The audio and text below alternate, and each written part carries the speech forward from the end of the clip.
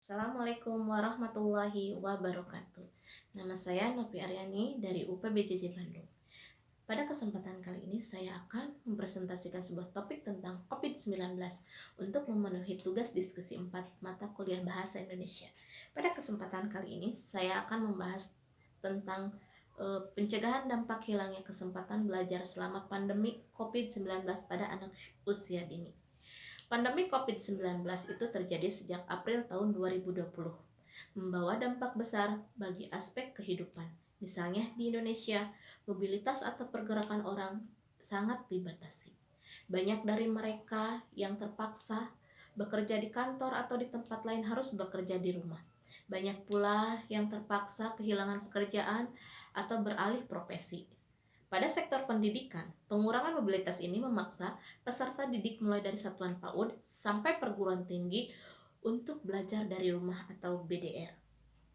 Akibat perubahan sebagai akibat dari pandemi COVID-19 terjadi, banyak kebingungan yang dialami anak, pendidik, maupun orang tua. Mengapa? Karena proses pembelajaran yang sebelumnya dilakukan secara tatap muka, secara tiba-tiba harus berubah menjadi pembelajaran jarak jauh tanpa persiapan apapun. Banyak dari orang tua memutuskan untuk tidak menyekolahkan anaknya di satuan PAUD.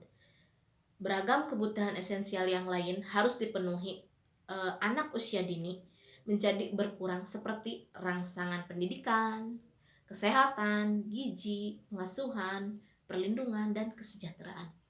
Jika akibat langsung dari pandemi berlangsung secara terus-menerus, mengakibatkan hilangnya kesempatan belajar dan anak bisa mengalami ketertinggalan perkembangan.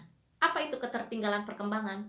Ketertinggalan perkembangan anak usia dini adalah kondisi di mana kemampuan anak atau keterampilan anak mengalami penurunan atau kemunduran dan tidak berkembang sesuai usianya. Beberapa faktor penyebab yang terjadi ketertinggalan perkembangan yaitu keterbatasan kemampuan guru membantu anak dan orang tua selama masa pandemi. Keterbatasan orang tua dalam memberikan stimulasi atau rangsangan pendidikan untuk 5 aspek perkembangan anak di rumah. Selanjutnya, kesulitan pengelolaan waktu terutama pada orang tua yang bekerja. Terus, kesulitan akses internet, kejenuhan dan kebosanan, lingkungan yang bisa berpengaruh pada kesejahteraan fisik dan psikologis anak sebagai akibat dari kondisi orang tua yang tertekan. Ciri-ciri anak yang mengalami ketertinggalan perkembangan merupakan gambaran yang bisa dilihat saat ini. Ada dampak jangka menengah dan dampak jangka panjang yang harus kita waspadai. Dampak jangka menengah bisa dilihat beberapa tahun kemudian di antaranya yaitu menurunnya prestasi akademik yang lebih rendah daripada mereka yang saat ini tidak mengalami ketertinggalan perkembangan. Dampak jangka panjangnya yaitu kondisi ini adalah berkurangnya penghasilan bagi yang bersangkutan dan secara itu menghambat tercapainya sumber daya manusia yang unggul. Prinsip dalam pencegahan ketertinggalan perkembangan yaitu keselamatan dan kesehatan merupakan prioritas utama selama pandemi.